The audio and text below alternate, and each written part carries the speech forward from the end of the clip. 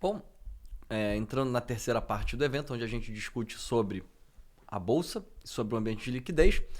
Como diria um velho sábio, quanto mais as coisas mudam, mais elas permanecem iguais.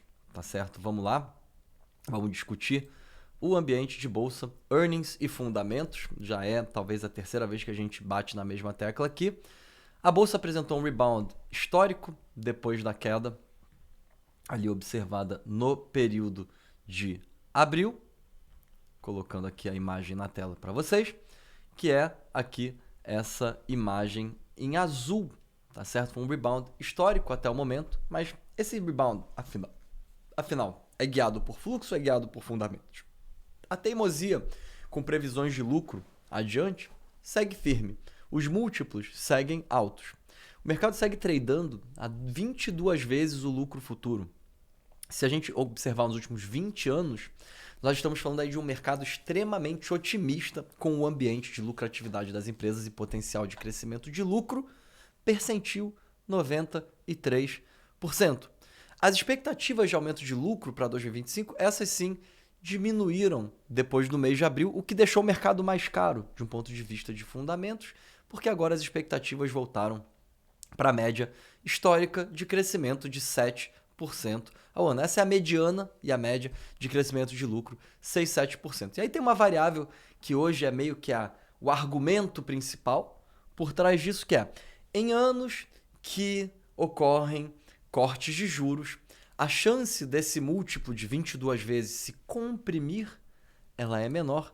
90% das vezes que houveram corte de juros e que os lucros cresceram mais de 7%, os valuations expandiram. E aí, mantendo os mesmos cenários que nós carregamos aqui desde o início do ano, o nível de 6.500 a 6.600 pontos no S&P, comparado ali desde o início do ano, colocando um upside de 13% desde o início do ano, se mantém aí como cenário positivo, que agora já virou meio que um cenário base para algumas casas de research. Mas afinal, o que já está de ruim no preço da bolsa? Será que o esfriamento nos dados de consumo já faz parte da precificação da bolsa? Ou será que estão achando que a partir do mês que vem isso aí melhora? Será que a restrição de imigração e o aumento de custo de salário já está no preço ou não?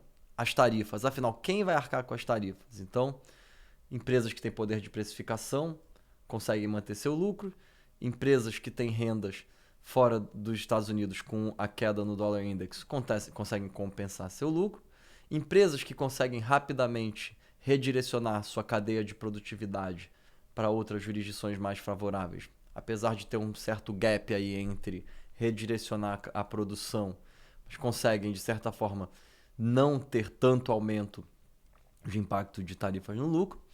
E aí, por último, empresas que têm aí uma certa sobra nos estoques também conseguem meio que se salvar. Agora, qualquer outro tipo de negócio, tipo de empresa que não tiver uma dessas 4 ferramentas vai demorar bastante tempo. Será que isso já está no preço do índice ou não? E os cortes de custo de gasto do governo, que historicamente impulsionam o crescimento de lucro das empresas. Existe uma correlação. E será que isso tudo já está no preço? Não temos a resposta. E de positivo? Menos regulações adiante, menos impostos, incentivos à manutenção de liquidez, que é algo que a gente vai discutir nesse painel. Será que tudo isso já faz parte do preço? Eu vou discutir melhor na parte de conclusão, mas acreditamos que o mercado tem reagido de uma forma muito frágil a eventos de curto prazo e, ao mesmo tempo, de certa forma, até um pouco hipócrita, as, as variáveis positivas. Para isso, o mercado tem paciência para o longo prazo. Então, fica um pouco estranho a gente ver a resposta do mercado em abril com o Liberation Day, depois, agora no mês de junho, com o estresse entre o Irã e Israel nos primeiros dias ali, o mercado se preocupa. Parece que a coisa não está tão otimista assim, mas aí esquecem esses assuntos. O fluxo segue positivo. E aí o mercado vai e continua subindo de volta aí, conforme gravamos o evento hoje, próximo ao all-time high. Qual é a diferença do all-time high de agora versus o all-time high? O último que a gente observou no ano passado é que dessa vez diversos setores ficaram lá embaixo. Setor de saúde, setores defensivos, setor de consumo discricionário. Então está cada vez mais dependente das grandes empresas de tecnologia entregarem resultados trimestrais para manter os valuations da bolsa dentro das... Entendeu? Então tá cada vez mais apertado o corredor para o mercado continuar performando. O upside está cada vez mais restrito nesse atual ambiente e ainda tem o risco da taxa de juros longa subir e colocar mais pressão nos valuations. Então, fatores positivos podem ser considerados. Alguns indicadores que comparam leading indicators de 12 meses atrás versus o crescimento de lucros das empresas apresentam um certo espaço para aumento de lucro. A manutenção das políticas do TJCA, que, por exemplo, dá o direito de depreciar investimentos, influenciam aí definições de capex e que colocam teses seculares de aumento de produtividade como um argumento de investimento e que um argumento que principalmente serve para sustentar o S&P tradando a 22 vezes os lucros futuros. Queda no dólar index é algo que parece que não, mas costuma, de certa forma, aí, beneficiar os earnings das empresas americanas globais, das grandes empresas. Não estamos falando de small cap aqui, e sim de empresas maiores que possuem receitas espalhadas aí em diversos países. Quando o dólar index cai, supostamente essas empresas vendem mais. Então essas empresas aí conseguem batalhar com empresas de outros países a nível global. Então isso aí é importante de ser levado em consideração, e também é importante de ser levado em consideração que nos últimos anos as empresas americanas, de fato, as grandes empresas americanas com alto fluxo de caixa, altas margens de lucro, permitindo aí opções para repassar a tarifa aos consumidores de uma forma mais branda, se comparado à deterioração nas expectativas de lucratividade das ações da Europa e do Japão, por exemplo. E aí tem uma métrica que eles utilizam que é o breadth, é o bafo. Os analistas eles vão atualizando as expectativas de lucro das empresas. Então você pega as melhores e as piores e você subtrai uma das outras, e aí eles chamam de breadth.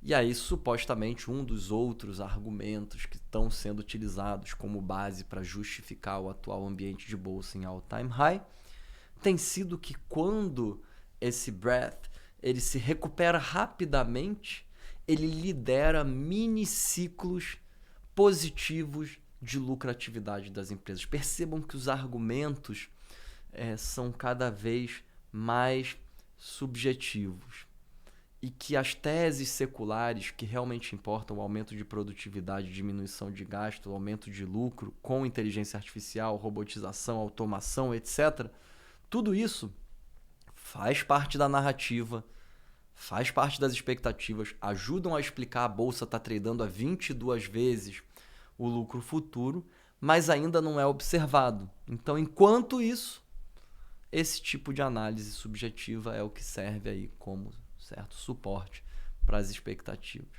Fatores negativos que devem ser considerados. O consumo tem piorado. Se o consumo piorar por mais 2 meses seguidos, vai ficar muito difícil de explicar aí a expectativa de lucratividade de diversos setores. A economia vai ficar claramente operando abaixo do seu potencial de crescimento. E a gente já enxerga um pouco disso em revisões negativas para empresas cíclicas, europeias e asiáticas também. Outra questão que envolve a parte da política fiscal americana e que pode sim influenciar a bolsa seria um certo aumento da taxa de juros americana, principalmente do Tesouro de 10 anos, se ele ultrapassar o nível de 4,5%. Já se comprovou como um fator de estresse. Vamos ver o que vai acontecer no segundo semestre nesses novos leilões e principalmente na relação aí do mercado institucional asiático e na demanda por tesouros americanos, se essa demanda vai continuar firme ou não. Isso tem a ver também com as negociações comerciais Então, o que iria na mão oposta, o que ajudaria a segurar a taxa longa a níveis inferiores, além da mudança regulatória no SLR, que é o que a gente vai discutir aqui agora adiante, seria também uma deterioração abrupta na economia americana, aumentando a chance de recessão. Isso provavelmente tiraria o peso das expectativas de inflação causadas pelas tarifas, seriam recompensadas por uma certa desinflação ou até mesmo deflação no setor de serviços, ajudando a segurar a taxa de juros de 4,5%, abaixo de 4,5% no título de 10 anos, mas se isso acontecesse, o mercado, de um ponto de vista de fundamentos, ficaria mais caro ainda. E é um mercado que já não tem muita margem de erro para operar, porque quando você olha o prêmio pelo risco, que é o quanto de prêmio você ganha para investir na bolsa, porque a bolsa nada mais é do que múltiplos e fluxos de caixa futuro ou dividendos. Quando se monitora o prêmio pelo risco de comprar a bolsa, é um dos menores prêmios pelo risco dos últimos 20 anos. E só tem duas coisas que podem fazer o prêmio pelo risco ficar alto. Ou a taxa de juros longa, principalmente de 10 anos, cai, e o Tesouro Americano, que hoje está em torno de 4,2%, vai para 3,2%, por exemplo, ou o lucro das empresas realmente vem aí muito alto e essas expectativas de crescimento se comprovam, diminuindo um pouco aí essa esticada de 22 vezes nas expectativas, algo nesse sentido. Tá certo? Aqui algumas imagens interessantes mostrando tudo isso que a gente acabou de discutir, ilustrando, na verdade, né, chamaria a atenção aí para a queda nas expectativas de crescimento de lucro desse ano, que já foi, obviamente, compensada, sendo jogada para cima no ano de 2026, principalmente na Europa e no Japão. E aqui nos Estados Unidos, voltando aí aos 7% no início do ano, a gente falava aí até de 15% nessas expectativas, tá certo? E aí aqui mostrando também um dos menores prêmios pelo risco dos últimos 20 anos. Do lado positivo, importante mencionar, a sazonalidade agora dessa época do ano, ela é muito boa para apresentação de earnings e para a bolsa, tá? Então, aqui a gente colocou algumas curiosidades para quem quiser dar um pause aí no vídeo e guardar. Quais foram os principais fatores de filtro de fundamentos desde que o mercado corrigiu em abril até agora, explicando recuperação nas melhores ações. Então, é um exercício que não necessariamente, né, correlação não implica causalidade, mas se a gente falar assim, tá, qual fator de análise teria sido o melhor fator de análise para eu usar aqui para escolher ações para o meu portfólio? E aí, os dois melhores têm sido aí aumento de vendas. Não estamos falando de lucro, estamos falando de vendas nos últimos 5 anos e previsões de crescimento de longo prazo. Está vendo que o mercado não tem se preocupado muito com lucro e sim com receita. Faz parte dos novos tempos. E aqui alguns cenários base atualizados aí para os próximos 12 meses, colocando como cenário base no S&P o nível de 6.500 pontos. Tá? Desde que esse relatório foi preparado até hoje o S&P está em torno de 6.200 pontos. Então a gente está falando de um upside de mais ou menos mais uns 5% do nível de hoje. Um upside pequeno para um risco alto, dado que o prêmio pelo risco anda muito baixo e os fundamentos andam muito esticados e existem aí fraquezas no ambiente macro. Tá certo? Liquidez e rolagem de dívida. Aí eu acho que hoje no mundo de research, o Michael Howell é o cara da medição de liquidez. A empresa dele é Cross Border Capital. Ele faz aí de uma certa... É difícil de se medir a liquidez, mas é fácil de se observar o efeito da liquidez nos ativos, né? E qual é o desafio mencionado pelo pessoal que monitora a liquidez? Primeiro, vencimentos de dívida, aí, dívidas de hipoteca, dívidas do Tesouro Americano. A gente está falando de mais de 10 trilhões de dólares em dívida vencendo. E quando esses colaterais saem do mercado, você tem menos pólvora, você tem menos lenha na fogueira de liquidez e a gente está lidando com um período difícil de refinanciamento. Por quê? Porque essas dívidas que foram colocadas há 5 anos atrás, na média, Se elas tiverem que ser recolocadas agora novamente, elas virão com um custo mais alto para quem está colocando a dívida no mercado. Então, períodos onde existem grandes janelas de refinanciamento e que coincidem com uma deterioração macro e que coincidem com taxas de juros mais altas, são períodos que sim coincidem com crises globais, crises no mercado de crédito, e essa é uma preocupação. Tradicionalmente, portanto, isso chama a atenção. Outra coisa que chama a atenção é o fato de que nos últimos anos a ex-presidente do Tesouro Americano, Janet Yellen, optou por colocar os vencimentos médios a leilão da dívida americana, sempre vencimentos de 1 e 3 anos, de acordo com a análise do Michael Howell. Quando você diminui o duration, quando você diminui a maturidade média dos colaterais disponíveis no mercado, isso é positivo para a liquidez. Quando a volatilidade das taxas de juros, que é medida através do Move Index, é baixa, quando o Dollar Index cai, também é positivo para a liquidez. Então percebam que pode ter no ambiente uma certa armadilha de liquidez para o segundo semestre. Usualmente um ciclo de liquidez, de acordo novamente com o Michael Howell, dura de 5 a 6 anos. E a projeção dele para o atual ciclo é que o pico da disponibilidade de liquidez no mercado seria no quarto trimestre desse ano. Mas as preocupações que ele expressou recentemente com esses vencimentos do Tesouro, com a forma como a recolocação de dívida seria, etc., chamou a atenção, e ele chegou a acreditar durante alguns momentos aí recentemente que na verdade o pico seria agora no mês de julho, podendo ser até o mês de setembro, mas muito recentemente, tipo semana passada, foi informado ao mercado que a regra do Supplementary Leverage Ratio, SLR, uma regra que permite com que os principais bancos, que são dealers da dívida americana, entre eles o JP Morgan, o Bank of America, eles vão ter mais capital disponível para comprar mais títulos do Tesouro Americano, em torno de 1,5% a mais de capital no balanço para comprar esses títulos de Tesouro Americano. Então, essas previsões de a demanda por Tesouro Americano tende a cair pelas situações que estão ocorrendo no mercado global, no Japão, etc., preocupações com a dívida, em paralelo, flexibilizaram uma regra para que os bancos comerciais possam comprar mais títulos do Tesouro Americano sem comprometer ali as suas obrigações dentro dos critérios das regras, aí regra de Basileia e etc. Stress tests. Então isso foi aí meio que um jogo de cartas marcadas, na nossa opinião, no mercado, porque ao passo que as expectativas de liquidez se deterioram, apesar de uma ajudinha ali com a queda no Dollar Index, ao mesmo tempo o mercado já se preparou. E quando que essa regra entra em vigor? Essa regra entra em vigor no mês de agosto. Também tem outros assuntos que envolvem a liquidez ocorrendo, entre eles o Genius Act, que regulariza as stablecoins. Então, o SDC, Tether, etc., essas moedas que hoje são utilizadas no mundo cripto, elas são colateralizadas principalmente por T-bills. Então, T-bills são títulos do governo americano com menos de 12 meses.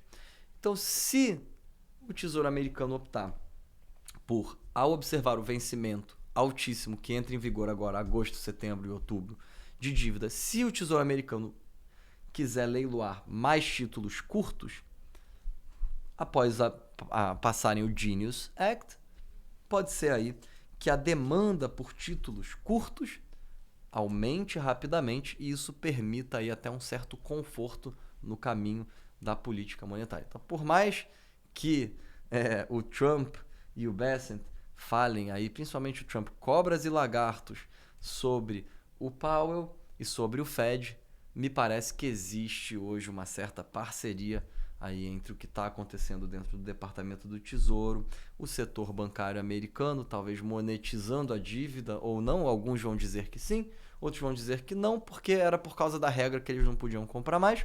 E ainda tem o Genius Act para ajudar na parte curta da curva de juros. Então a data que a gente está de olho aqui é depois de julho, quando as janelas de vencimento apertarem e essas regulações aí entrarem em vigor. Por que vai entrar em vigor depois de julho? Será que é uma coincidência ou será que já sabem que depois de julho é que aperta o sapato? Então, aí a queda na demanda internacional por tesouro americano tem chamado a atenção. E hoje, praticamente aí, 2/3 da dívida americana vence em até 5 anos, 50% em até 3 anos e 1/3 da dívida de 0 a 1 ano. E aqui é a imagem da medição do ciclo de liquidez do sistema do Michael Howell, do Cross Border Capital. Para quem gosta do assunto, fica aqui a nossa sugestão para fazer a assinatura do serviço dele, muito boa. Tá certo? Então, pessoal, com isso, nós vamos agora encerrando a terceira parte, o terceiro bloco do evento. Como vocês podem perceber, existem fatores prós e fatores contra, tanto na parte de renda fixa quanto na parte de renda variável. E é isso que nós vamos discutir agora no último bloco.